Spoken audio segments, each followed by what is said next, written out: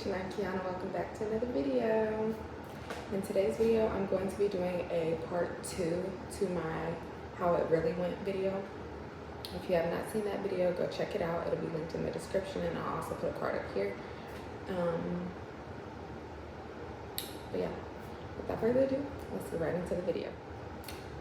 So if you don't know, I just recently graduated in May with my bachelor's degree, and so I wanted to give a few of my a few tips to all of my college students or people thinking about going to college, because I did do community college as well as university, and I also lived on campus and lived off of campus. So I just wanted to give a few tips. These are not in any particular order. First things first, I 10 out of 10 recommend that you try college before ruling it out. No, you don't need a degree for a lot of jobs. No, they don't require a degree. No, that type of experience is not always needed, but the most it can do is hurt your pockets. I would say just go for the experience, because I had a good time on campus, and I mean, it's more flexibility off campus, but I mean, either way, it's an experience. So I 10 out of 10 recommend trying it, even if you don't finish. The next thing, go for what you can pay for. I feel like that's where people decide right then and there that they're not going to college because they think of the debt that they see people in, when in reality, if you know you don't have $20,000 or so on and so forth saved, go for what you can pay for. If you can't get financial aid or scholarships, then pay for as many classes at a time as you can. So if you can only pay for 2 classes, go for those 2 classes. If you got to take 1 class, but you still want to finish or you still want to go, pay for 1 class. Just don't stop going. Me personally, do not take 8 to 9 a.m. classes. When I was on campus, I didn't really like them either, but they were easier. It was easier to wake up early and get to class on time. But being a commuting student, trying to get to an 8 a.m. or 9 a.m. class is an absolute not for me. Immediately not. Because then you have to wake up twice as early. Depending on what school you go to, if you live like right by campus, then you should be fine. But I was having to drive almost an hour, sometimes over an hour, depending on traffic. So, no thank you. I would also suggest that you take classes at a time that works with your schedule if you're working and going to school at the same time. My job was I based my classes around my job schedule. At first I was doing my job schedule around my school schedule, but then I got to the point where I was just like, you know what, I have this set time that I go to work every single day. It's the same time every single day. So I was like, there's no point in switching my work schedule every semester when I could just choose classes based on what fits with my work schedule. This is for living on campus. Do not take all of your clothes when you move in, because it's going to be hell moving out. And then you have all those clothes just sitting there for no reason. They're taking up space that could have been used for other clothes or something else. Make sure that you are taking advantage of the tutors' SI session recitations that are offered. Like, even if you feel like you don't need it, I would go anyway, because that's how I passed one of my classes that I failed 3 times. I used to feel dumb for having to go to tutoring or whatever, but literally nobody's gonna judge you. Just go to the tutoring, because it doesn't help or it doesn't hurt to, if it fits in your schedule, it doesn't hurt to go learn more about what you already know, or to strengthen the knowledge that you already have. Always remember, your mental health comes first. Do not have yourself spiraling because you were in grad school. Unless you're in nursing school, I have no experience with that, so I'll pray for you. But yeah, one thing about me, if I needed a mental day, I was skipping class. Sorry, Mom.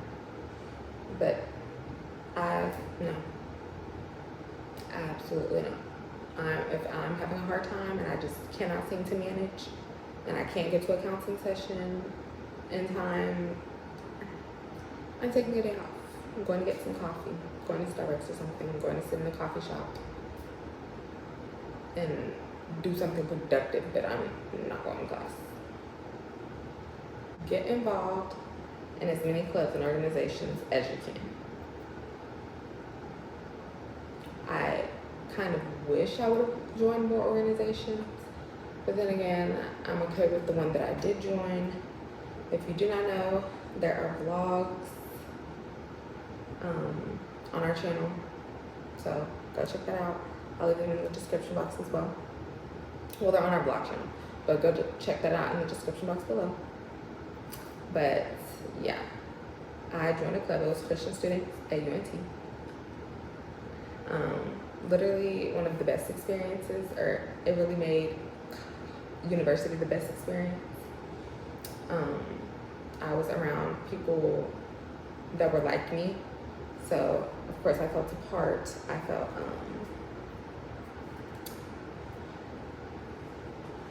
I don't know, it just felt good to be in a group of people or around a group of people that were like-minded and seeking the same thing as me. We had events that we did. It was fun. I made friends. Is everybody I met in that club my friend? Absolutely not. I was actually no longer a part of the club when I graduated due to personal reasons. Not because I had a baby. I was not a part of the club long before that.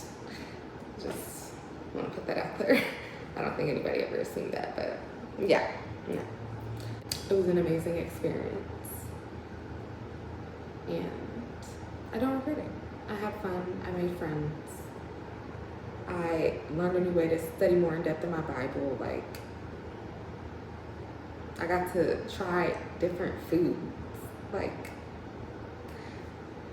amazing. Manage your flex or school bucks wisely if you live on campus. This is something that I struggled with all 7 years of my college career. Do not compare. Jonathan McReynolds has a song called Comparison Kills. Literally. Kills your joy. I fought that from the time that I was in community college to the year of my graduation. Because I was seeing, of course it was social media that played a part in it, but I was seeing classmates getting married, having kids, starting their careers, and all this other type of stuff. And I was like, I'm still in school. What am I doing? And it didn't help that I was in school for 7 years after I graduated high school, and everybody that I went to school with, or what seemed like everybody I went to school with, was graduating within the normal 3 to 4. But literally, this was the definition of God's timing, not yours. Like, yeah, they graduated in 3 or 4 years, but I don't know what they have to go through to get through and get done in 3 to 4 years. Mine took me a little bit longer because I was going through a lot of stuff, a lot of different things. Breakups, unmotivation, having a baby. Like, there's a lot going on. I had a lot going on. But one thing about it, I finished. Finish it. This is a year of finish. Like, so to those that are just now going to school or thinking about going to school, do it. Do it.